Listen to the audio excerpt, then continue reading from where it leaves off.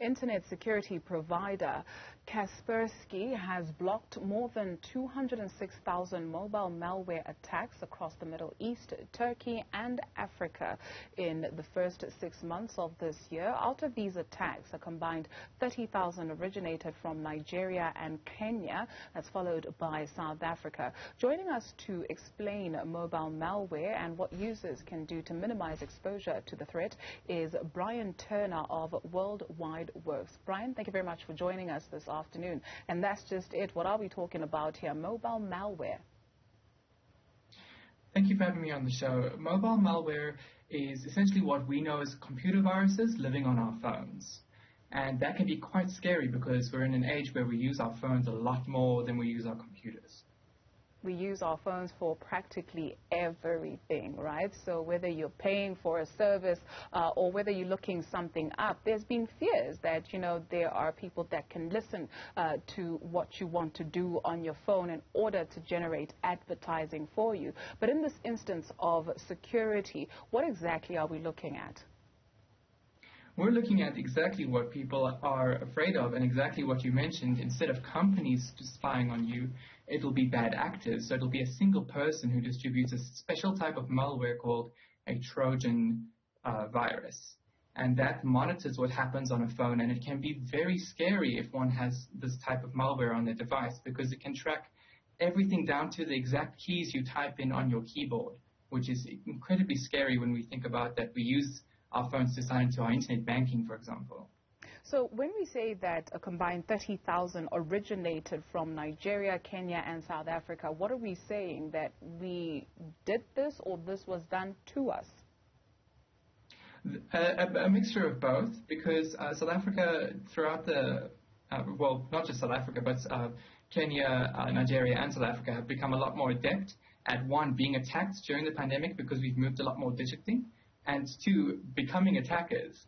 And that is the big upshot of this, is that there are both a lot more people being attacked within South Africa with these kinds of types of malware for mobile phones, as well as a lot more attacks are originating from within the country. So it's quite scary to think about. You say there's quite a bit that people need to be scared of, right? So how then do we protect ourselves, can we? The first and foremost, never ever install an app outside of the Google Play Store if you use an Android phone, the Huawei App Gallery if you use a Huawei phone, or the Apple App Store if you use an Apple phone or an iPhone. Those are the only trusted places where you can get good apps that don't have malware attached to them.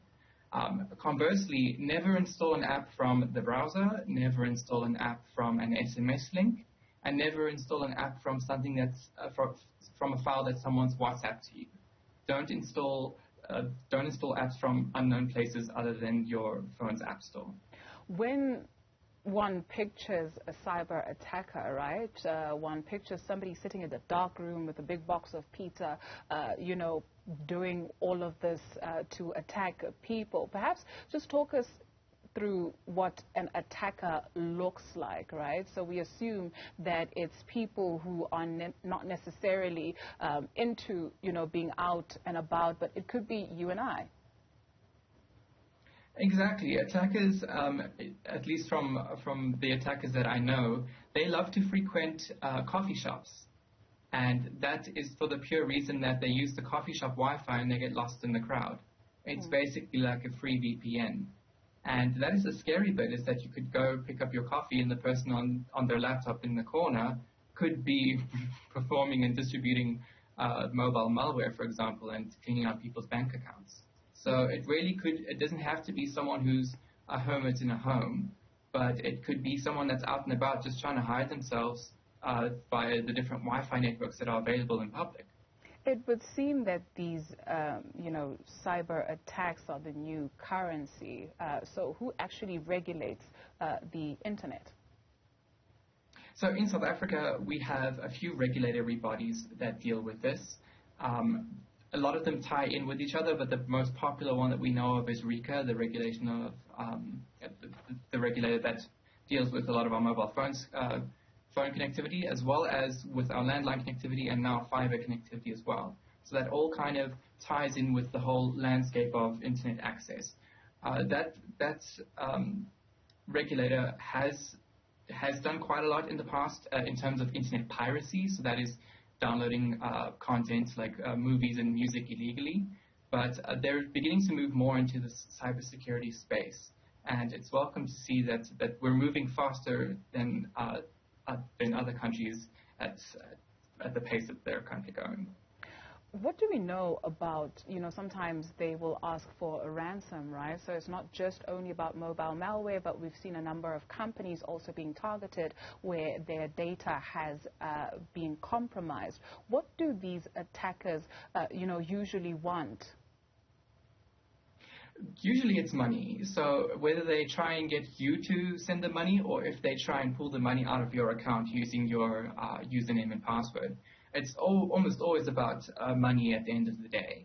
And with ransomware, that is more of ensuring anonymity on the receiving side. So the attacker will say, "Send me money via Bitcoin," and the victim will have to go and process their own hard-earned South African rands into Bitcoin.